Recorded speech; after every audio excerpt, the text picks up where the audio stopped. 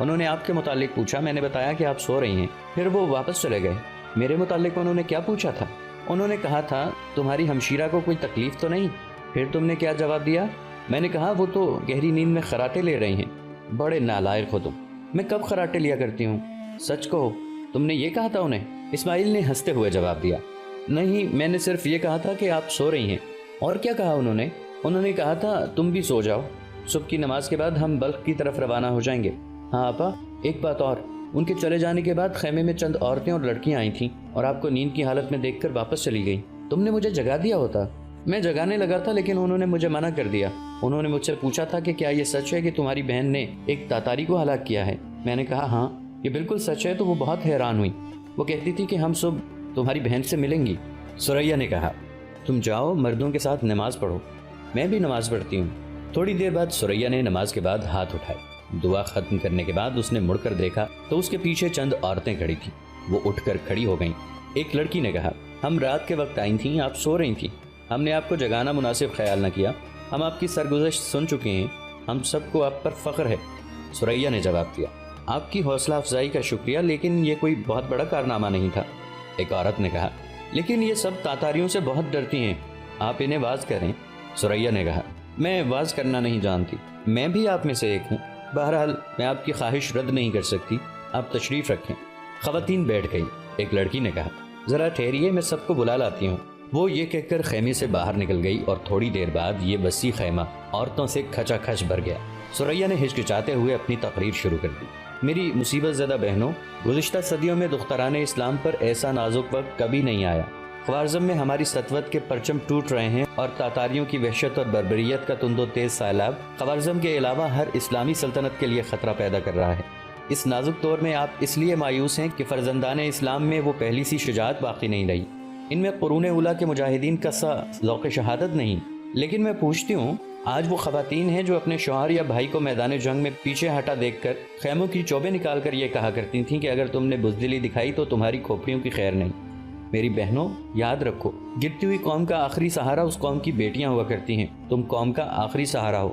جب تک تمہارے سینے نور ایمان سے منور ہیں، تمہارے بیٹوں، تمہارے شوہروں اور تمہارے بھائیوں کو دنیا کی کوئی طاقت مغلوب نہیں کر سکتی۔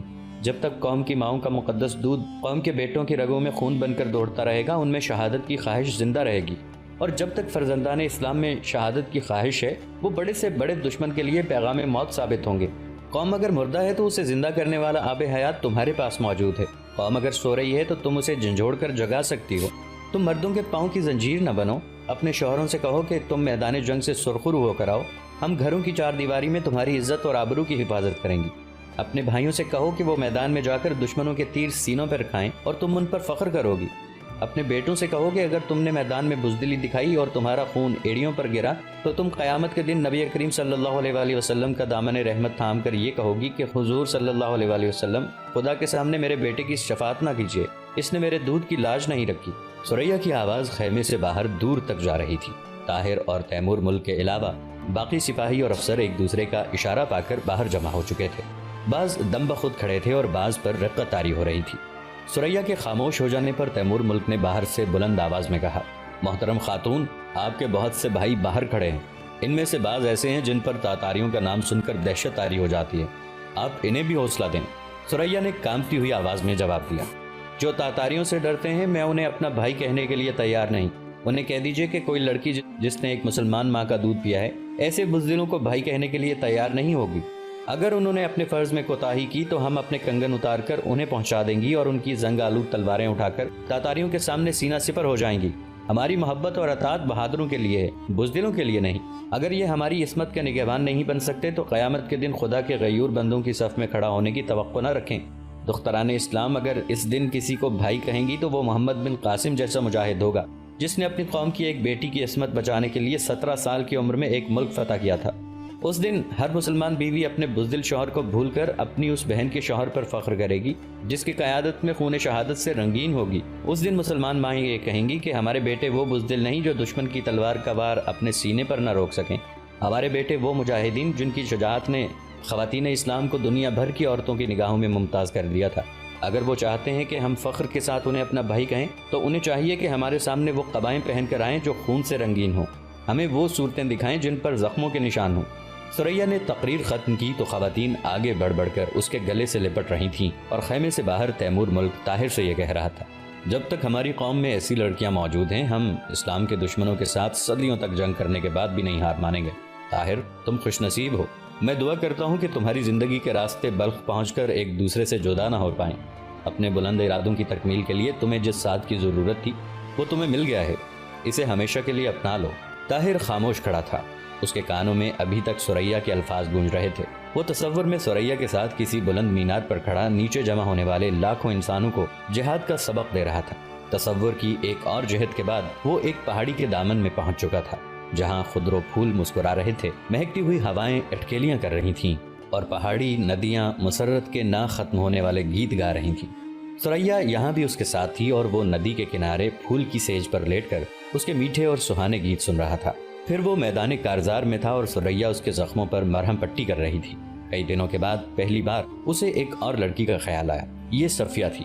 شاید اس لیے کہ ثریا اور صفیہ میں کوئی خاص بات مشترکہ تھی، یا شاید اس لیے کہ ثریا سے پہلے اس کے ذہن میں صرف صفیہ کا دھندلا سا خاکہ تھا۔ صفیہ کے متعلق اس نے اس سے زیادہ کبھی نہیں سوچا تھا کہ اسے اس کے ساتھ غایت درجے کی ہمدردی تھی، ایک ایسی ہمدرد جو کسی انعام کی محتاج نہیں ہوتی۔ وہ اپنے دل میں کوئی خلش یا دھڑکن محسوس کیے بغیر صفیہ کے متعلق سوچ سکتا تھا، لیکن ثریا کے متعلق اس کے احساسات مختلف تھے۔ وہ اپنی بے پناہ قوت تسخیر کے ساتھ اس کے دل و دماغ پر حاوی ہو چکی تھی۔ تاہم اسے یہ اطمینان تھا کہ بلخ سے ان کے مستقبل کے راستے جدا ہو جائیں گے اور اس کے دل میں صرف ایک خوشگوار یاد باقی رہ جائے گی، اور یہ یاد بھی شاید اسے زیادہ دیر پریشان نہ کرے۔ تیمور ملک تھوڑی دیر غور سے اس کی طرف دیکھتا رہا، بالآخر وہ بولا، تم پریشان کیوں ہو؟ اگر کہو تو اس معاملے میں تمہاری رہنمائی کر سکتا ہوں۔ نہیں، طاہر نے چونک کر کہا، ابھی نہیں، ابھی میری زندگی میں ان باتوں کا وقت نہیں آیا۔ صبح کی نماز کے بعد طاہر، ثریا اور اسماعیل نے سفر کی تیاری کی۔ تیمور ملک نے تھکے ہوئے گھوڑوں کے بدلے انہیں 3 تازہ دم گھوڑے دیے۔ طاہر نے بیت المال کی اشرفیاں تیمور ملک کے سپرد کی۔ تیمور ملک نے راستے کے شہروں کے حکام کے نام یہ مراسلہ لکھ دیا کہ انہیں راستے میں ہر ممکن سہولت باہم پہنچائی جائے۔ اس کے علاوہ اس نے ابتدائی 2 منازل میں خطرہ محسوس کرتے ہوئے 20 سواروں کو ان کی حفاظت کے لیے روانہ کر دیا۔ رخصت کے وقت طاہر سے مصافحہ کرتے ہوئے تیمور ملک نے کہا، میرا مکتوب تمہیں نہ صرف بغداد تک پہنچنے میں مدد دے گا بلکہ حالات نے تمہیں واپس آنے پر آمادہ کیا تو بھی تمہارے کام آئے گا، اسے سنبھال کر رکھنا۔ اس کے بعد ثریا سے مخاطب ہوا، میری بہن، آپ کو راستے میں انشاءاللہ کوئی پریشانی نہیں ہو۔ آپ کا رفیق سفر ایک ایسا نوجوان ہے جو ایک دفعہ میری جان بچا چکا ہے، میں انہیں جانتی ہوں۔ ثریا نے یہ کہتے ہوئے طاہر کی طرف دیکھا اور آنکھیں جھکا دی۔ اس کے چہرے پر حیا کی سرخی یہ کہہ رہی تھی، آپ انہیں مجھ سے زیادہ نہیں جانتے۔ سارا دن سفر کرنے کے بعد یہ لوگ شام کے وقت ایک فوجی چوکی پر ٹھہر گئے۔ دوسری شام ایک شہر میں پہنچ کر طاہر نے محافظ دستے کو واپس بھیج دیا۔ شہر کے حاکم نے تیمور ملک کا مکتوب دیکھ کر ان کی کافی آؤ بھگت کی۔ صبح جب ثریا حاکم شہر کے گھر کی عورتوں کو الوداع کہہ کر باہر نکلی تو وہ مردانہ لباس کی بجائے عورتوں کا لباس پہنے ہوئی تھی۔ جب وہ گھوڑوں پر سوار ہو کر شہر سے باہر نکلے تو ثریا نے شرماتے ہوئے کہا، میں نے لباس اس لیے تبدیل کیا ہے کہ اب ہمیں راستے میں کوئی خطرہ نہیں۔ میں نے سنا ہے کہ تاتاری اپنی پوری قوت کے ساتھ سمرقند اور بخارا کا رخ کر رہے ہیں۔ طاہر نے کہا، اسی لیے بہت جلدی بغداد پہنچ جانا چاہتا ہوں۔ ثریا نے کہا، آپ کو میری وجہ سے دیر ہو رہی ہے، لیکن مجھے اب راستے میں کوئی خطرہ نہیں۔ اگر آپ مناسب خیال کریں تو میں اگلے شہر کی حاکم سے کہوں گی کہ مجھے بلخ پہنچانے کا انتظام کر دے اور آپ وہاں سے سیدھے بغداد روانہ ہو جائیں۔ نہیں، اسماعیل نے کہا، میں آپ کو بلخ پہنچنے سے پہلے نہیں جانے دوں گا۔ یہ دراصل ثریا کے دل کی آواز تھی۔ طاہر نے کہا، اچھے بھائی، میں تمہارے لیے غزنی تک جانے کے لیے بھی تیار ہوں۔ اسماعیل نے کہا، خدا مجھے بلخ سے آگے نہ لے جائے، گھوڑے پر بیٹھے بیٹھے میری ٹانگیں شل ہو گئی ہیں، لیکن بلخ میں آپ کو چند دن ہمارا مہمان رہنا پڑے گا۔ طاہر نے جواب دیا، یہ نہیں ہوگا، بلخ کے دروازے پر پہنچ کر میرا اور تمہارا راستہ مختلف ہوگا۔ اسماعیل نے کہا، آپ میرے ساتھ نانا کے گھر تک نہیں جائیں گے؟ کاش میرے پاس وقت ہوتا۔ اسماعیل نے مایوس ہو کر کہا، پھر آپ کبھی نہیں آئیں گے؟ اسماعیل کے اس سوال پر ثریا کا دل دھڑکنے لگا۔ طاہر نے قدرے تذبذب کے بعد جواب دیا، اگر مجھے زندگی میں کوئی فرصت کا لمحہ مل سکا تو انشاءاللہ ضرور آؤں گا۔ تو پھر بلخ میں ہمارا گھر ضرور دیکھتے جائیں۔ تمہارے نانا کا کیا نام ہے؟ عبد الرحمن۔ طاہر اور اسماعیل دیر تک باتیں کرتے رہے اور ثریا اپنے دل میں بار بار طاہر کا یہ فقرہ دہرا رہی تھی، اگر مجھے زندگی میں کوئی فرصت کا لمحہ مل سکا تو انشاءاللہ ضرور آؤں گا۔ اور اس کا دل بار بار یہ سوال پوچھ رہا تھا کہ کیا اس نے یہ بات فقط اسماعیل کی تسلی کے لیے کہی ہے، یا اسے یہ معلوم ہے کہ اسماعیل سے کہیں زیادہ کسی اور کو بغداد سے آنے والے قافلوں کا انتظار رہے گا۔ اب تک طاہر کی زبان سے اس نے ایسا لفظ بھی نہیں سنا تھا جس سے اس پر یہ ظاہر ہوتا کہ زندگی کی بلند منازل کی طرف قدم اٹھاتے ہوئے اس کے دل میں اپنے راستے کی بھولی ہوئی منزل کے ساتھ کی یاد باقی رہے گی۔ اسے طاہر کے بلند نسب العین پر فخر تھا۔ وہ اس کی شخصیت کو ہر لحاظ سے قابل احترام سمجھتی تھی۔ اسے اس بات پر مسرت تھی کہ اس میں مردانگی کے تمام جوہر تھے۔ اس کی نگاہوں میں نیکی، شرافت، شجاعت اور پاکیزگی تھی۔ وہ سب کچھ تھا جس کی قوم کو ضرورت تھی، اور اس کے ساتھ ہی وہ سب کچھ تھا جس کی ثریا تمنا کر سکتی تھی۔ جوں جوں منزل قریب آ رہی تھی، دونوں کے دل کی خلش میں اضافہ ہو رہا تھا۔ شاید دونوں کی یہ شکایت تھی کہ وہ ایک دوسرے کے دل کی کیفیت سے اب تک کیوں بے خبر ہیں۔ وہ ایک دوسرے کو دیکھنا چاہتے تھے لیکن ان کی آنکھیں اوپر اٹھنے سے انکار کر دیتی۔ وہ کوئی بات کرنا چاہتے تھے لیکن ان کی زبانیں گنگ ہو جاتی۔ آخر ایک دن وہ اس چوراہے پر کھڑے تھے جہاں بغداد اور بلخ کو جانے والے راستے ایک دوسرے سے جدا ہو جاتے تھے۔ اسماعیل کا گھوڑا چند قدم آگے تھا۔ اس نے مڑ کر پیچھے دیکھا اور کہا، آپ یہاں کیوں کھڑے ہو گئے؟ آئیے نا۔ طاہر نے کہا، ٹھہرو اسماعیل، مجھ سے اب گھوڑے پر نہیں بیٹھا جاتا۔ یہ کہتے ہوئے اسماعیل گھوڑے سے اترا اور اس کی باگ پکڑ کر چند قدم پیدل چلنے کے بعد ایک پتھر پر بیٹھ گیا۔ ثریا نے طاہر کی طرف دیکھا اور کہا، اس کا خیال ہے کہ آپ گھر تک ہمارے ساتھ جائیں گے۔ طاہر نے کہا، آپ میری طرف سے اسے سمجھا دیں، یہاں سے رخصت ہو کر میں شام سے پہلے ایک منزل طے کر لوں گا۔ ثریا نے مغموم لہجے میں کہا، میں اسے سمجھا دوں گی۔ اچھا، خدا حافظ۔ ثریا کے ہونٹ کپ کپا اٹھے۔ اس نے خدا حافظ کہنے کی کوشش کی لیکن اس کا گلا بیٹھ گیا، زبان رک گئی اور آنکھوں میں آنسو بہہ آئے۔ طاہر نے گھوڑے کی باگ موڑنے کا ارادہ کیا لیکن ہاتھوں کو جنبش نہ ہوئی۔ جائیے، ثریا نے کہا اور اس کے ساتھ ہی اس کی آنکھوں سے آنسو ابل پڑے۔ ثریا، طاہر نے کہا، اس درخت کی طرف دیکھو، باقی تمام درختوں کے پتے جھڑ چکے ہیں لیکن وہ سبز ہے۔ ثریا مڑ کر دوسری طرف دیکھنے لگی۔ طاہر نے کہا، اب میری طرف نہ دیکھنا، میں تم سے کچھ باتیں کہنا چاہتا ہوں۔ ثریا نے کہا، کہیے۔ اگر آپ میرے آنسوؤں سے متاثر ہوئے تو یقین کیجئے یہ تشکر کے آنسو تھے۔ میں اپنے محسن کو آنسوؤں کے سوا کیا دے سکتی ہوں؟ طاہر نے کہا، ثریا، یہ نہ سمجھو کہ تمہارے جذبات سے واقف نہیں، اور یہ بھی نہ سمجھو کہ میرے دل میں ان آنسوؤں کی کوئی قیمت نہیں۔ میری صاف بیانی سے غلط اندازہ نہ لگائیں۔ میں یہ باتیں اس لیے کہہ رہا ہوں کہ ایسے پرآشوب زمانے میں کہنے اور سننے کا موقع بار بار نہیں ملتا۔ میں کل دوبارہ ملنے کی توقع پر آج تم سے جدا ہو رہا ہوں۔ ہو سکتا ہے کہ وہ کل بہت جلد آئے، یہ بھی ہو سکتا ہے کہ اس کل کے انتظار میں کئی برس گزر جائیں، اور یہ بھی ممکن ہے کہ وہ کل کبھی نہ آئے۔ بہرحال اگر قدرت نے ہمیں زندگی کے چوراہے پر پھر ایک بار اکٹھا کر دیا تو میں زندگی کی آخری منزل تک تمہاری رفاقت اپنے لیے قدرت کا سب سے بڑا انعام سمجھوں گا۔ سر دست میں تمہیں یہ بتانے کی ضرورت نہیں سمجھتا کہ میرا فرض مجھے بغداد بلا رہا ہے، اور اس کے بعد میں تاتاریوں کے خلاف خوارزم کے ہر مورچے پر پہنچنا اپنا فرض سمجھوں گا۔ تم اس وقت کے لیے دعا کرو جب میں فتح کی خبر لے کر بلخ پہنچوں، جب میری قبا میرے خون سے رنگین ہو اور میرے چہرے پر زخموں کے نشان ہوں۔ ثریا نے مڑ کر طاہر کی طرف دیکھا اور کہا، کاش میں ان مورچوں میں آپ کا ساتھ دے سکتی۔ اس کی آنکھوں میں امید کی روشنی تھی، اور طاہر محسوس کر رہا تھا کہ چاند بادلوں کے نقاب سے اچانک باہر نکل آیا ہے۔ ایک لمحہ توقف کے بعد ثریا بولی، اب میں آپ سے ایک درخواست کروں گی۔ کہو۔ آپ نانا کے گھر تک ہمارا ساتھ ضرور دیں۔ میں آپ کو صرف ایک بار وہ دروازہ دکھانا چاہتی ہوں جو آپ کے لیے ہر وقت کھلا رہے گا، تاکہ آپ جب دوبارہ بلخ آئیں تو ہمارے گھر کا کوئی آدمی یہ خیال نہ کرے کہ آپ اجنبی ہیں۔ آپ نانا جان سے ملیں، وہ خوش ہوں گے۔ میں وعدہ کرتی ہوں کہ آپ کو آج نہیں تو کل صبح صبح روانہ ضرور کر دوں گی۔ مجھے یہ یقین ہے کہ آپ 2 دن کا سفر 1 دن میں طے کر سکتے ہیں میرے لیے۔ طاہر نے کہا، چلیے۔ اسماعیل چھوٹے چھوٹے کنکر اٹھا کر ایک پتھر کا نشانہ کر رہا تھا۔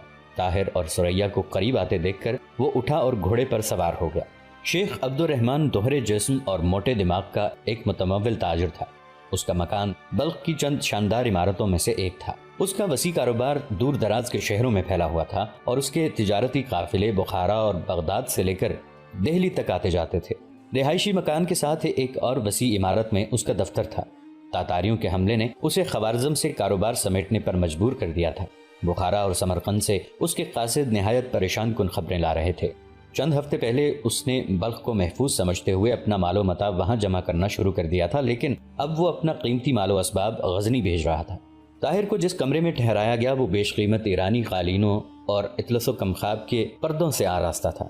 اس نے اسماعیل کے ساتھ پاس کی مسجد میں مغرب کی نماز ادا کی اور شہر کے پر رونق بازار کا ایک چکر لگانے کے بعد واپس آ گیا۔ وہ اسماعیل کے ساتھ باتیں کر رہا تھا کہ کمرے میں ایک معمر خاتون داخل ہوئی۔ اسماعیل نے جلدی سے اٹھتے ہوئے کہا، نانی جان آئی ہیں۔ طاہر بھی اٹھ کر آداب کے ساتھ کھڑا ہو گیا۔ اس کی نانی حنیفہ کی آنکھوں سے حزن و ملال ٹپکتا تھا۔ اس نے آتے ہی کسی تمہید کے بغیر کہا، نوجوان، میں تمہارا شکریہ ادا کرتی ہوں، تم نے ہم پر بہت بڑا احسان کیا ہے، خدا تمہیں جزا دے۔ طاہر نے جواب دیا، میں اپنے آپ کو شکریہ کا مستحق نہیں سمجھتا، یہ میرا فرض تھا، مجھے اسماعیل کے والد کے متعلق افسوس ہے۔ حنیفہ نے گردن اوپر اٹھائی اور کہا، وہ مرا نہیں، شہید ہوا ہے، مجھے اس سے یہی توقع تھی۔ مجھے ثریا نے بتایا ہے کہ تم الصبح بغداد روانہ ہو جاؤ گے۔ میں تمہیں ضروری کام سے روکنا نہیں چاہتی، لیکن اگر پھر بھی اس راستے میں سے گزر ہو تو اس گھر کو اپنا گھر سمجھو۔ بغداد پہنچ کر یہ نہ بھول جانا کہ بلخ میں ایک عرب ماں تمہیں اپنا بیٹا سمجھتی ہے۔ پھر وہ اسماعیل کی طرف متوجہ ہوئی، بیٹا، تمہارے نانا نے کہلا بھیجا ہے کہ وہ مہمان کے ساتھ کھانا کھائیں گے، زیادہ دیر انتظار نہ کرنا، ان کے پاس بہت سے تاجر آئے ہیں، ممکن ہے کہ وہ یہاں آنا بھول ہی جائیں۔ کمرے سے نکلتے ہوئے حنیفہ دروازے پر رکی اور طاہر کو آواز دی، اور طاہر کے دل میں ایک خفیف سی دھڑکن پیدا ہوئی۔ یہ ثریا کی آواز تھی۔ اسماعیل دروازے سے پردہ ہٹا کر ساتھ والے کمرے میں داخل ہوا اور تھوڑی دیر بعد واپس آ کر بولا، آپا کا خیال ہے کہ شاید نانا جان کو آنے میں دیر ہو جائے، چلیں آپ کھانا کھا لیں۔ طاہر نے کہا، کیا یہ بہتر نہیں ہوگا کہ ہم تھوڑی دیر اور انتظار کر لیں؟ اسماعیل نے جواب دیا، نانا جان کا کچھ پتہ نہیں، نانی جان کہتی ہیں کہ وہ کبھی کبھی آدھی رات تک دفتر میں حساب کتاب دیکھتے رہتے ہیں۔ بہت اچھا۔ طاہر یہ کہہ کر اٹھا اور اسماعیل کے ساتھ برابر والے کمرے میں داخل ہوا۔ دسترخوان پر انواع و اقسام کے کھانے سجے ہوئے تھے۔ ایک حبشی غلام ادب سے ہاتھ باندھ کر ایک کونے میں کھڑا تھا۔ تکلفات میں یہ دسترخوان بغداد کے کسی امیر کے دسترخوان سے کم نہ تھا۔ طاہر نے بیٹھتے ہوئے اسماعیل سے سوال کیا، اور مہمان بھی آئیں گے؟ اس نے جواب دیا، نہیں، باقی مہمانوں کا کھانا باہر کے مہمان خانے میں بھیج دیا گیا ہے، آپا جان کہتی تھی کہ آپ کو آرام کی ضرورت ہے، وہ لوگ آپ سے ساری رات سوالات پوچھتے رہتے، اس لیے آپ کے لیے یہاں انتظامات کیے گئے ہیں۔ کھانا کھانے کے بعد طاہر نے اسماعیل کے ساتھ مسجد میں جا کر عشاء کی نماز ادا کی اور واپس آ کر اس نے اسماعیل سے کہا، اب تمہیں نیند آ رہی ہوگی، جاؤ سو جاؤ۔ اسماعیل اٹھ کر دروازے تک پہنچا، لیکن کچھ سوچ کر پھر لوٹ آیا۔ طاہر نے پوچھا، کیوں بھائی، کیا بات ہے؟ اسماعیل نے کہا، مجھے ڈر ہے کہ آپ مجھے سودا چھوڑ کر چلے جائیں گے۔ طاہر نے اسے تسلی دیتے ہوئے کہا، میں تمہیں مل کر جاؤں گا، جاؤ اب آرام کرو۔ اسماعیل مطمئن سا ہو کر باہر نکل گیا۔ نوکر نے انگیٹھی میں جلتی ہوئی آگ پر اور لکڑیاں لا کر پھینک دیں اور طاہر کرسی سے اٹھ کر بستر پر لیٹ گیا۔ ابھی وہ نیم خوابی کی حالت میں تھا کہ اسماعیل پھر کمرے میں داخل ہوا اور اس نے کہا، نانا جان آپ سے ملنے کے لیے آ رہے ہیں۔ طاہر اٹھ کر بیٹھ گیا۔ تھوڑی دیر بعد ایک درمیانے قد کا موٹا تازہ معمر آدمی کمرے میں داخل ہوا۔ طاہر نے جلدی سے اٹھ کر مصافحہ کیا۔ شیخ عبد الرحمن نے طاہر کو 2-3 بار سر سے لے کر پاؤں تک گھور کر دیکھا اور کسی تمہید کے بغیر سوال کیا، آپ کا نام طاہر ہے؟ جی ہاں۔ آپ عرب ہیں؟ جی ہاں۔ تاتاریوں کے حملے کے وقت آپ قوقند میں تھے؟ جی ہاں۔ آپ وہاں کیا کام کرتے تھے؟ میں وہاں تیمور ملک کا ایک سپاہی تھا۔ عبد الرحمن نے مغموم لہجے میں کہا، وہ بدنصیب بھی ایک سپاہی تھا؟ کون؟ طاہر نے سوال کیا۔ نصیر الدین، ان بچوں کا باپ۔ میں نے اپنی بیوی کو بہت سمجھایا تھا کہ ایک سپاہی کے ساتھ میری لڑکی کی شادی نہ کرو، جب وہ بیچاری مر رہی تھی۔ یہ حضرت مصر میں نصرانیوں کے خلاف لڑ رہے تھے، اس کے بعد اسے خوارزم شاہ کی خدمت کا شوق چرایا۔ اب ان بچوں کی نانی رو رہی ہے، بھلا ایسے داماد کے متعلق اور کیا خبر آ سکتی تھی؟ سپاہی یا جنگ میں کام آتا ہے یا زخمی ہوتا ہے، اب رونے سے کیا فائدہ؟ طاہر نے جواب دیا، معاف کیجیے، قوم کے سرفروش سپاہیوں کے متعلق میری رائے آپ سے ذرا مختلف ہے۔ عبد الرحمن نے کہا، آپ برا نہ مانیے، میں اس موضوع پر بحث نہیں کیا کرتا، میں صرف اتنا جانتا ہوں کہ میری عمر 60 سال کے لگ بھگ ہے اور آج تک میرے جسم پر خراش تک نہیں آئی۔ میں ایک دفعہ سرکش گھوڑے سے گرا تھا، اس کے بعد میں گھوڑے کی لگام کو ہاتھ لگانے سے پہلے اس کا حسب نسب پوچھ لیتا ہوں، لیکن میں ان نوجوانوں پر حیران ہوں جو بار بار زخمی ہونے کے باوجود بھی تلواروں سے کھیلنا پسند کرتے ہیں۔ طاہر نے کہا، قوم کی عزت اور آزادی صرف ایسے ہی نوجوانوں کے دم سے قائم ہے۔ اگر قوم کے تمام افراد آپ ہی کی طرح جسم پر خراش تک آنے سے ڈرنے لگیں تو تاتاری ہمارے لیے اس زمین پر سانس تک لینا دشوار کر دیں۔ آپ نے غلط سمجھا، مجھے عام سپاہیوں سے نفرت نہیں، مجھے صرف ان لوگوں کے خلاف شکایت ہے جن کو گھر میں آرام میسر ہوتا ہے لیکن وہ صرف اپنے عزیزوں کو رلانے کے لیے میدان جنگ میں چلے جاتے ہیں۔ نصر الدین ایسے ہی آدمی میں سے تھا۔ طاہر نے کہا، قوم کی عزت اور آزادی کے لیے لڑنا ہر شخص کا فرض ہے، یہاں عام اور خاص کا سوال ہی پیدا نہیں ہوتا۔ خدا کی نگاہ میں امیر اور غریب کے خون کی قیمت ایک ہی ہے، بلکہ میں سمجھتا ہوں کہ اگر قوم آزاد ہو تو امراء زیادہ فائدہ اٹھاتے ہیں، اس لیے قربانی کے وقت انہیں قوم سے پیچھے نہیں بلکہ آگے رہنا چاہیے۔ عبد الرحمن نے اس بحث میں لاجواب سا ہو کر گفتگو کا موضوع بدلنے کے لیے اسماعیل سے کہا، کیوں اسماعیل، تم تاجر بنو گے یا سپاہی؟ میں سپاہی بنوں گا اور تاجر بھی بنوں گا۔ عبد الرحمن نے پریشان ہو کر طاہر کی طرف دیکھا اور کہا، مجھے معلوم ہوا ہے کہ آپ صبح جانا چاہتے ہیں، جی ہاں، میں آج ہی جانا چاہتا تھا لیکن آپ سے ملاقات کے شوق میں ٹھہر گیا۔ بہت اچھا، میں صبح ضرور ملوں گا۔ یہ کہہ کر وہ اسماعیل کا بازو پکڑ کر باہر نکل گیا۔ بالا خانے کی سیڑھیوں پر چڑھتے ہوئے نانا اپنے نوازے سے بلند آواز میں کہہ رہا تھا، بے وقوف، میں نے خوارزم شاہ کو 2 لاکھ دینار بھیجے ہیں۔ اس رقم سے وہ کئی اور سپاہی اپنی فوج میں بھرتی کر سکتا ہے۔ میرا مقصد سپاہیوں کی توہین نہ تھا، میرا مطلب یہ تھا کہ تاجر بھی اپنا کاروبار سنبھال کر قوم کے لیے بہت کچھ کر سکتے ہیں۔ اگر تمہارا باپ خوارزم شاہ کے لیے جان دینے کی بجائے تجارت میں میرا ساتھی ہوتا تو ہم لاکھوں کا کاروبار اور بڑھا سکتے تھے اور خوارزم شاہ کو بہت زیادہ مدد دے سکتے تھے۔ اسماعیل کہہ رہا تھا، ابا جان نے خوارزم شاہ کے لیے جان نہیں دی، انہوں نے ہماری آزادی اور عزت کے لیے جان دی ہے۔ اور وہ غصے سے کامتی ہوئی آواز میں کہہ رہا تھا، اس لیے تو وہ تمہیں تنہا چھوڑ کر چلا گیا تھا۔ خدا کا شکر کرو کہ اس نوجوان کو تمہاری مدد کے لیے بھیج دیا، ورنہ نامعلوم تمہارا کیا حشر ہوتا۔ لیکن تمہیں بحث کرنا کس نے سکھا دیا؟ چلو۔ طاہر کو دوبارہ سیڑھیوں پر ان کے پاؤں کی آہٹ سنائی دی اور وہ مسکراتا ہوا بستر پر لیٹ گیا۔ صبح مسجد میں نماز پڑھنے کے بعد جب طاہر دوبارہ اپنے کمرے میں آیا تو اسماعیل وہاں موجود تھا۔ وہ بولا، دوسرے کمرے میں ناشتہ تیار ہے۔ طاہر ناشتہ کھا کر فارغ ہوا تو ایک نوکر نے آ کر کہا، آقا آپ کو بلاتے ہیں۔ طاہر اسماعیل کی رہنمائی میں کمرے میں سے نکل کر ایک کشادہ برآمدے میں چند قدم چلنے کے بعد سیڑھیوں پر چڑھا اور بالائی منزل کے ایک خوشنما کمرے میں داخل ہوا۔ عبد الرحمن ایک قالین پر گاؤ تکیے سے ٹیک لگائے بیٹھا تھا۔ اس کے سامنے چاندی کے تشت میں ایک تھیلی پڑی ہوئی تھی۔ اس نے اٹھ کر طاہر کے ساتھ مصافحہ کیا اور اسے اپنے پاس بٹھاتے ہوئے کہا، آپ کا گھوڑا تیار ہے۔ سریا کہتی تھی کہ آپ کا ایک دن ضائع ہوا، اس لیے میں آپ کو اپنے استبل کا بہترین گھوڑا دے رہا ہوں۔ میں شہر کے گورنر سے بھی مل چکا ہوں، اس نے راستے کی چوکیوں کے نام یہ مراسلہ لکھ دیا ہے، لیجئے۔ طاہر نے عبد الرحمن کے ہاتھ سے گورنر کو مراسلہ لیتے ہوئے کہا، شکریہ، لیکن میرے پاس تیمور ملک کا مکتوب تھا۔ مجھے سریا نے یہ بتایا تھا، لیکن تیمور ملک کے اقبال کا ستارہ ان دنوں گردش میں ہے۔ مجھے ڈر تھا کہ شاید بلخ کے گورنر کے سپاہی اس کے مکتوب کو کوئی اہمیت نہ دیں۔ سریا نے یہ خدشہ بھی ظاہر کیا تھا کہ آپ کو تیمور ملک کا ساتھی سمجھ کر راستے کی چوکیوں کے افسر آپ سے طرح طرح کے سوالات پوچھیں گے اور آپ کا بہت سا وقت ضائع کریں گے۔ طاہر نے اٹھتے ہوئے کہا، میں اس تکلیف کے لیے آپ کا شکر گزار ہوں، اب مجھے اجازت دیجیے۔ ٹھہریے۔ عبد الرحمن نے چاندی کا تشت اپنے ہاتھ میں لے کر اپنا بھاری بھرکم وجود سنبھالتے ہوئے اٹھ کر کہا، میں آپ کی تکلیف کا صلہ نہیں دے سکتا، میری طرف سے یہ حقیر نذرانہ قبول کیجیے۔ طاہر کی خوبصورت اور کشادہ پیشانی پر ہلکی ہلکی شکنیں نمودار ہوئیں اور اس نے عبد الرحمن کے ہاتھوں سے تشت لے کر نیچے رکھ دیا اور تھیلی کی طرف اشارہ کرتے ہوئے کہا، اس میں کیا ہے؟ 2000 اشرفیاں ہیں، لیکن اگر آپ اسے کم سمجھیں تو میں انہیں دوگنا کرنے کے لیے تیار ہوں۔ آپ کو میرے متعلق غلط فہمی ہوئی، مجھے اجازت دیجیے۔ یہ کہتے ہوئے طاہر نے مسافے کے لیے ہاتھ بڑھایا، لیکن عبد الرحمن پریشان سا ہو کر دونوں ہاتھوں سے اپنے قبا کا دامن مسل رہا تھا۔ تم خفا ہو گئے؟ کیسی غلط فہمی؟ میں تمہاری بڑی سے بڑی توقع پورا کرنے کے لیے تیار ہوں۔ میں سریا اور اسماعیل کو ہیروں سے تول کر تمہیں دے سکتا ہوں۔ احسان کا بدلہ احسان ہے، تم دل کھول کر مانگو اور میں دل کھول کر دوں گا۔ خدا کی قسم، سریا اور اسماعیل کی جان بچانے والا میرے گھر سے ناراض ہو کر نہیں جائے گا۔ میں ایک عرب ہوں، طاہر نے کہا۔ میں نے آپ کے لیے کچھ نہیں کیا، اور اگر کچھ کیا ہے تو وہ میرا فرض تھا۔ آپ عرب ہیں تو میں بھی ایک عرب ہوں، لیکن عرب ہونے سے پہلے ہم دونوں مسلمان ہیں، اور مسلمان کسی کے خلوص کو پیسوں سے نہیں تولا کرتے۔ عبد الرحمن اپنی قبا کو اب بری طرح مسل رہا تھا۔ وہ کچھ کہنا چاہتا تھا، لیکن عقب کے کمرے کے دروازے پر لٹکے ہوئے پردے کو جنبش ہوئی اور سریا نے اچانک نمودار ہو کر عبد الرحمن کا ہاتھ پکڑ لیا۔ نانا جان، سریا نے سہمی ہوئی آواز میں کہا، آپ کو نانی جان بلاتی ہیں۔ عبد الرحمن کچھ کہے بغیر سریا کے ساتھ عقب کے دروازے کی طرف چل دیا اور سریا اسے دروازے تک پہنچا کر طاہر کی طرف متوجہ ہوئی۔ ایک ثانیے کے لیے وہ خاموشی سے طاہر کی طرف دیکھتی رہی، اور جب پردے کے پیچھے دروازہ بند ہونے کی آہٹ سنائی دی تو اس نے مغموم اور ملتجی لہجے میں طاہر سے کہا، میں آپ سے معذرت چاہتی ہوں، میں سب باتیں سن چکی ہوں۔ مجھے امید ہے کہ نانا جان کو ایک سادہ لو تاجر سمجھ کر ان کی غلطی سے درگزر کریں گے۔ وہ تجارت کے سوا کچھ نہیں جانتے، ان کے لیے ساری دنیا ایک منڈی ہے۔ وہ جب رات کے وقت آسمان پر جھلملاتے تارے دیکھتے ہیں تو بھی یہی سمجھتے ہیں کہ وہ آپس میں لین دین کر رہے ہیں۔ خدا کے لیے آپ یہاں سے خفا ہو کر نہ جائیں، یہ میری غلطی تھی، مجھے معلوم نہیں تھا، ورنہ میں انہیں سمجھا دیتی۔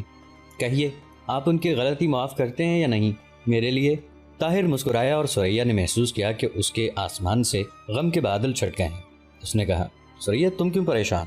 تمہارے لیے میں زہر میں بجھے ہوئے تیر بھی اپنے سینے پر کھا سکتا ہوں، اور تمہارے نانا جی نے تو مجھے کچھ کہا ہی نہیں۔ میرے دل میں ان کی بہت عزت ہے، اپنے زاویہ نگاہ سے انہوں نے کوئی بری بات نہیں کی۔ فرض کرو اگر میرے پاس کچھ نہ ہوتا تو میری ضروریات کا احساس کرنا ان کا فرض نہیں تھا؟ سریا مسکرائی اور اس کی مسکراہٹ کے ساتھ ہی اس کی آنکھوں سے آنسو بھر آئے۔ طاہر بیک وقت اس کے ہونٹوں پر کھیلنے والی مسکراہٹ اور اس کی آنکھوں میں چھلکتے ہوئے آنسوؤں پر حیران تھا۔ اس نے سورج کی ابتدائی کرنوں میں پھولوں کو بیدار ہوتے دیکھا تھا۔ اس نے گلاب کے کٹوروں میں شبنم کے موتی دیکھے تھے، لیکن ثریا کی آنکھیں شبنم میں نہائے ہوئے پھولوں سے کہیں زیادہ دل فریب تھی۔ اس کے ہونٹ سورج کی سنہری کرنوں میں مسکرانے والی کلیوں سے زیادہ جاذبہ نظر تھے۔ ایک بہادر عورت موت کے سامنے مسکرا سکتی ہے، انتہائی کرب کی حالت میں اپنے آنسو ضبط کر سکتی ہے، لیکن اچانک مسرت کا پیغام سن کر جب وہ مسکراتی ہے تو آنکھیں بے اختیار دبے ہوئے آنسوؤں کے خزانے لٹا دیتی۔ ثریا نے کہا، آپ تھوڑی دیر یہاں ٹھہریے، نانی جان آپ کو خدا حافظ کہنے آئیں گی۔ اسماعیل، انہیں جانے نہ دینا۔ ثریا برآمدے میں سے گزر کر ساتھ کے کمرے میں داخل ہوئی اور جلدی سے یہ کمرہ عبور کرنے کے بعد عقب کے کمرے میں پہنچی۔ اس کمرے کا ایک دروازہ اس کمرے کی طرف کھلتا تھا جہاں اس کی نانی اور نانا آپس میں باتیں کر رہے تھے۔ نیم با دروازے کے آگے لٹکے ہوئے پردے کے پیچھے کھڑی ہو کر وہ کچھ دیر ان کی باتیں سنتی رہی۔ اس کا دل دھڑکنے لگا اور وہ اپنے گالوں اور کانوں میں ایک حرارت سی محسوس کرنے لگی۔ شیخ عبد الرحمن کہہ رہا تھا، ثریا بھی یہی چاہتی ہے، اور ثریا کی نانی کا جواب تھا، اور ثریا اگر یہ نہ چاہتی تو میں اسے بے وقوف سمجھتی۔ تم خود سوچو، اگر تم خود ثریا کی جگہ ہوتے تو تمہارے دل میں ایسے نوجوان کے لیے ایک نہ مٹنے والی خواہش بیدار نہ ہوتی؟ عبد الرحمن نے قدر تأمل کے بعد جواب دیا، اس میں شک نہیں کہ وہ خوش وضع ہے، اور اس میں بھی شک نہیں کہ وہ شریف ہے، عالی نسب بھی معلوم ہوتا ہے، میر چشم بھی ہے، لیکن اگر ثریا کی جگہ میں ہوتا تو شادی کے لیے ایسے نوجوان کو منتخب کرنے کی حماقت نہ کرتا جو آٹھوں پہر سر ہتھیلی پر رکھ کے پھرتا۔ بہرحال مجھے اب یقین ہو چکا ہے کہ تم آج نہیں تو کل نہیں تو پرسوں مجھے ثریا کے متعلق اپنا فیصلہ منوا کے رہو گی، اس لیے میں ہتھیار ڈالتا ہوں۔ تم مطمئن رہو، میں ابھی اس سے بات کرتا ہوں، لیکن وہ چلا نہ گیا ہو۔ اسماعیل، اسماعیل، اس نے بلند آواز میں کہا۔ جی، اسماعیل کی آواز آئی۔ مہمان یہی ہیں؟ جی ہاں۔ ان سے کہو تھوڑی دیر ٹھہریں، میں ابھی آتا ہوں۔ حنیفہ نے کہا، لیکن خدا کے لیے کوئی اور حماقت نہ کر بیٹھنا۔ اس نے بگڑ کر کہا، تم اب بھی مصر ہو کہ اسے اشرفیاں پیش کرنا حماقت تھی؟ حنیفہ نے جواب دیا، حماقت نہیں تو اور کیا تھا؟ خدا کی قسم، جب سے میں نے ہوش سنبھالا ہے مجھے یہ پہلا شخص ملا ہے جسے دولت سے نفرت ہے۔ اچھا، اب خدا کے لیے جاؤ، لیکن سوچ سمجھ کر بات کرنا۔ تو تمہارے خیال میں سوچ سمجھ کر بات نہیں کرتا؟ خدا کی قسم، دنیا میں صرف تم ہو جسے میں اپنی دانش مندی کا معترف نہ بنا سکا، ورنہ بلخ، بخارا اور سمرقند میں کوئی شاعر ایسا نہیں جس نے میری مدح میں قصیدے نہیں لکھے۔ اگر آج تم نے کوئی غلطی نہ کی تو میں بھی ہمیشہ کے لیے تمہاری عقل مندی کی معترف ہو جاؤں، تو پھر دروازے کے قریب بیٹھ کر غور سے باتیں سنتی رہو۔ ثریا اپنی توقع سے زیادہ سن چکی تھی۔ وہ کمرے سے وحشی ہرنی کی طرح بھاگی اور چند کمرے چھوڑ کر اپنے کمرے میں جا پہنچی۔ قد آدم آئینے میں اس نے اپنا چہرہ دیکھا، اس کے گال سرخ ہو رہے تھے۔ اس نے جلدی سے کاغذ اور قلم اٹھایا اور قالین پر بیٹھ کر لکھنے میں مصروف ہو گئی۔ یہ ایک خط تھا، اس کا پہلا خط۔ عبد الرحمن دوسرے کمرے میں طاہر کے پاس کھڑا تھا۔ اس نے اسماعیل کی طرف دیکھا اور کہا، بیٹا تم تھوڑی دیر کے لیے باہر جاؤ۔ اسماعیل اٹھ کر برآمدے میں جا کھڑا ہوا۔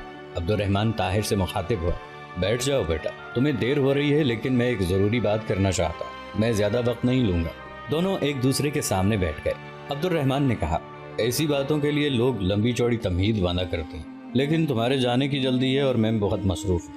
مہمان خانے میں بہت سے تاجر ٹھہرے ہوئے ہیں اور مجھے ان سے ضروری باتیں کرنی ہیں، اس لیے میں اس قصے کو مختصر کرتا ہوں۔ میں نے تمہیں دولت پیش کی اور وہ تم نے ٹھکرا دی، اور سچ پوچھتے ہو تو مجھے اس پہ بہت صدمہ ہوا۔ طاہر نے مسکراتے ہوئے جواب دیا، اگر آپ اس بات پہ ابھی تک مصر ہیں تو میں یہ عرض کرتا ہوں کہ آپ جو رقم مجھے دینا چاہتے ہیں وہ خوارزم شاہ کے بیت المال میں بھیج دیں، قوم کو اس سے زیادہ ضرورت شاید کبھی نہ ہو۔ میں تمہاری یہ خواہش رد نہیں کرتا، یہ رقم وہاں بھیج دی جائے گی، لیکن اس وقت میں کچھ اور کہنا چاہتا ہوں۔ تمہارے دل میں ایک ایسی خواہش ہے جو تم نے ابھی تک مجھ سے بیان نہیں کی۔ عبد الرحمن کی بیوی پردے کے پیچھے کھڑی اپنے ہونٹ چبا رہی تھی۔ طاہر نے کہا، تو آپ ہی بتا دیجئے وہ کون سی خواہش ہے؟ بات یہ ہے کہ تم اپنے اخلاق اور شرافت سے اپنے آپ کو ایک بہت بڑے انعام کا مستحق ثابت کر چکے ہو۔ طاہر نے کہا، اگر وہ انعام سونے چاندی میں نہیں تو میں یقیناً اسے حاصل کرنا اپنی خوش بختی سمجھوں گا۔ نوجوان، تم صاف طور پر کیوں نہیں کہتے کہ تم ثریا کے سوا مجھ سے اور کچھ نہیں مانگتے؟ طاہر نے آنکھیں جھکا لیں، بولتے کیوں نہیں؟ شریف نوجوان ایسے موقعوں پر بولا نہیں کرتے۔ یہ کہتے ہوئے حنیفہ نے دروازے کا پردہ ہٹایا اور اندر آ گئی۔ طاہر ادب سے کھڑا ہو گیا۔ معمر خاتون نے طاہر کے سر پر شفقت سے دونوں ہاتھ رکھتے ہوئے کہا، جیتے رہو بیٹا، ثریا تمہاری ہے، اب جاؤ لیکن جلدی واپس آنے کی کوشش کرنا۔ سوا رفتار گھوڑے کی ہر جست اسے خطۂ زمین سے دور لے جا رہی تھی، جہاں ہر ذرے کے پہلو میں اس نے محبت کی دھڑکنیں محسوس کی تھی۔ شیخ عبد الرحمن کے محل اور بلخ کے بازاروں میں سے نکلتے ہوئے اس نے محسوس کیا کہ وہ اس شہر میں ایک اجنبی نہیں تھا، ایک بلبل کی طرح جو ایک پھول سے آشنا ہونے کے بعد سارے باغ کو اپنا سمجھ لیتی ہے۔ طاہر کو بلخ کی ہر شے اپنی محسوس ہوتی تھی۔ وہ جیسے مدتوں اس شہر میں رہ چکا تھا، برسوں ان فضاؤں میں پرواز کر چکا تھا۔ ثریا کو پہلی بار غور سے دیکھنے کے بعد اس نے محسوس کیا تھا کہ اس کی تصویر پہلے ہی اس کے دل میں موجود تھی اور اس کی آواز برسوں پہلے اس کے کانوں میں گونج چکی ہے۔ وہ نہ جانے کب سے ایک دوسرے کے ساتھی تھے۔ طاہر کو اچانک ایک خیال آیا اور وہ ایک ہاتھ سے اس تھیلے کو ٹٹولنے لگا جو اس کے پیچھے زین کے ساتھ بندھا ہوا تھا۔ یہ خوبصورت تھیلا اس نے گھوڑے پر سوار ہوتے وقت دیکھا تھا اور اسماعیل نے کہا تھا، آپا جان نے اس میں کھانے کی چیزیں رکھوا دی ہیں۔ شہر سے نکلنے کے بعد وہ خیالات کی دنیا میں کھو گیا اور چند کوس تک اسے اس تھیلے کا خیال نہ آیا۔ اس بات سے مطمئن ہو کر کہ تھیلا زین کے ساتھ مضبوطی سے بندھا ہوا ہے، وہ پھر خیالات کی دنیا میں کھو گیا۔ ایک ندی کے کنارے پہنچ کر وہ گھوڑے سے اترا اور ایک پتھر پر بیٹھ گیا۔ پانی پینے کے بعد گھوڑا کنارے پر اگی ہوئی گھاس کے تنکے نوچنے لگا۔ طاہر کو بھوک محسوس ہوئی، اس نے اٹھ کر تھیلا اتارا اور پھر پتھر پر بیٹھ گیا۔ تھیلا کھولتے ہی اس کی نگاہ کھانے سے پہلے ایک ریشمی رومال پر پڑی۔ اس نے رومال نکالا۔ رومال میں لپٹے ہوئے کاغذ کی سرسراہٹ اور اس کے ساتھ ہی ایک خوشگوار مہک سے طاہر نے اپنے پہلو میں خوشگوار دھڑکنیں محسوس کی۔ اس نے رومال میں لپٹا ہوا کاغذ نکالا، کھولا۔ سیاہ الفاظ رنگا رنگ کے پھول بن کر اس کی نگاہوں کے سامنے رقص کرنے لگے۔ اسے اپنا تنفس بھی، اسے اپنا سانس لینا بھی بھاری محسوس ہو رہا تھا۔ فضا میں ایک نغمہ گونج رہا تھا، ایسا نغمہ جس کی تانیں بہت بلند تھی۔ آہستہ آہستہ اس نغمے کے سر دھیمے ہونے لگے، رقص کرتے ہوئے پھول سیاہ دھبوں میں تبدیل ہونے لگے۔ وہ ثریا کا خط پڑھنے لگا۔ پہلی بار اس کے ہونٹوں کو جنبش نہ ہوئی، دوسری بار اس کے ہونٹ ہلنے لگے، تیسری بار وہ بلند آواز میں پڑھ رہا تھا، میرے محسن، تم نے کہا تھا کہ ایسے پرآشوب زمانے میں کہنے اور سننے کا موقع بار بار نہیں آتا۔ میں یہ صدور اسی احساس کے ماتحت لکھ رہی ہوں۔ نانا اور نانی جان میری دائمی حفاظت کے لیے آپ کو منتخب کر چکے ہیں۔ مجھے ڈر ہے کہ میں نے اپنی بےقراری کا مظاہرہ کر کے اپنے آپ کو ایک مجاہد کی خادمہ بننے کا اہل ثابت نہیں کیا۔ جب آپ بلخ سے کچھ فاصلے پر مجھے خدا حافظ کہنا چاہتے تھے تو میری آنکھوں میں آنسو آ گئے تھے۔ اس وقت میرے لیے یہ احساس ناقابل برداشت تھا، تکلیف دہ تھا۔